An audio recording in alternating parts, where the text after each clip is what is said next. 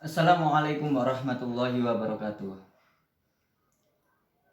Bismillahirrahmanirrahim. Perkenalkan, nama saya Abidul Qahar, biasa disapa dengan Abid. Saya mahasiswa Universitas Terbuka semester 4, yang mana di sini saya akan memenuhi tugas daripada mata kuliah Filsafat Ilmu. Untuk video kali ini saya akan menjelaskan tentang eh, 3 dimensi dari filsafat ilmu, yakni bisa disebut juga dengan 3 pilar filsafat, yaitu ontologi, epistemologi, dan aksiologi. Untuk pilar yang pertama yaitu ontologi, yakni hakikat apa yang dikaji. Jadi ontologi itu bertanya dengan apa yang harus kita pikirkan, apa yang harus kita ketahui. Jadi apa itu ontologi. Kemudian ontologi berasal dari bahasa Yunani ontos, atau diartikan dengan ada, dan logos, ilmu. Logos artinya ilmu. Ini adalah langkah pertama dalam berfilsafat, yaitu menentukan objek apa yang ingin kita pelajari. Sebagaimana ontologi adalah objek kajiannya fokus pada keberadaan atau eksistensi.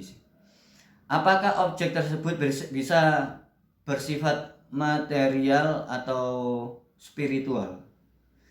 Kemudian ontologi mempertanyakan apakah kenyataan itu bersifat tunggal atau banyak atau jamak. Dalam ilmu pengetahuan modern, ontologi membatasi diri pada fenomena yang dapat ditangkap oleh panca indera atau alat bantu manusia. Contohnya misalnya, apa itu sholat? Kalau dalam pelajaran pendidikan agama Islam, sholat itu apa? Apa itu sholat? Itu ontologi. Oke, itu contohnya. Kemudian yang kedua, pilar yang kedua adalah epistemologi, dengan artian bagaimana caranya memperoleh. Jadi kalau ontologi tadi apa, sekarang bagaimana caranya? Epistemologi. Setelah menentukan objeknya pada ontologi, kita masuk ke ranah epistemologi untuk mencari apa? Mencari tahu cara mendapatkan pengetahuan yang valid tentang objek tersebut, yakni dengan metode menjelaskan prosedur atau langkah-langkah sistematis untuk suatu apa yang kita cari. Itu sebagai epistemologinya. Kemudian bagaimana kita tahu bahwa ilmu tersebut benar? Apakah sholat itu benar? Apakah ada yang dinamakan sholat itu? Terus bagaimana sholat itu? Kalau kembali ke contoh dari yang awal tadi. Oh, sholat itu ada takbir sampai salam misalnya. Ini sholat namanya. Terus sholat ini dikerjakan bagaimana? Nah, ini sejarahnya dari mana? Diambilnya dari mana? Kenapa harus dilaksanakan? Itu proses bagaimana cara untuk menemukan ontologi atau sholat tadi. Itu sebagai contohnya. Kemudian yang ketiga, yakni pilar yang ketiga, aksiologi. Untuk apa ilmu tersebut digunakan? Itu aksiologi. Untuk apa ilmu itu digunakan? Aksiologi berkaitan dengan nilai, etika, dan estetika. Jika ontologi dan epistemologi bersifat teoritis, aksiologi bersifat praktis dan moral. Tujuan daripada ilmu, apakah ilmu tersebut dikembangkan untuk kesejahteraan manusia atau justru merusaknya? Untuk bicara masalah etika dan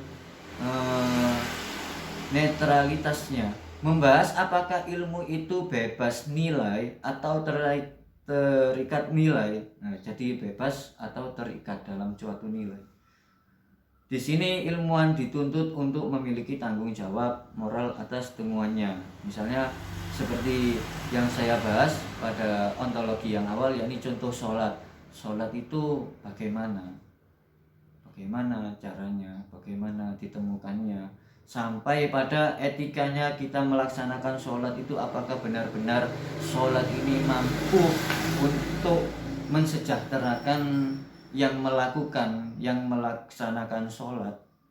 Jadi diruntut mulai dari ontologinya sholat itu apa itu sholat, ya itu ontologi. Kemudian epistemologinya sholat itu bagaimana itu sholat dan sebagainya. Dan ditutup dengan aksiologi untuk apa kita sholat, ya untuk apa kita sholat. Karena sholat itu kalau menurut Islam sebagai tiang agama. Jika orang itu sholat maka dia beragama Islam gitu. Oke, baik. Untuk yang terakhir, keterkaitan sebagai fondasi filsafat ilmu, yakni ontologi sebagai landasan yang formal.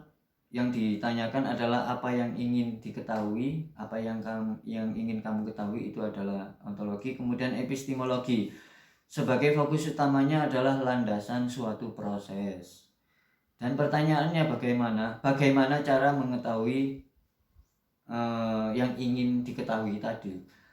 Kemudian aksiologi, fokus utamanya adalah landasan etis atau etika.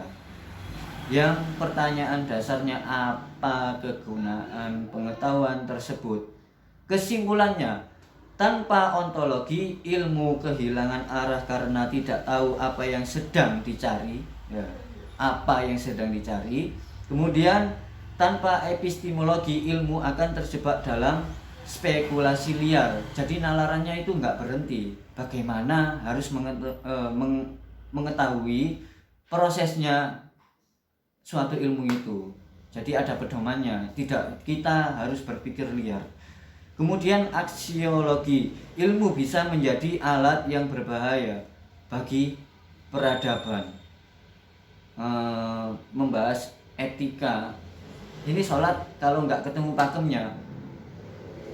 Kalau di zaman sekarang misalnya sholatnya orang itu tidak sesuai dengan kebiasaan di masjid-masjid. Misalnya sholatnya sujudnya itu nggak nempel atau nggak ditempelkan ke tanah, ya. Jadi kalau sujud kan kening kita ditempel ke tanah. Misalnya nggak ditempel ke tanah, ngawang dari tanahnya, itu sudah di luar nalar.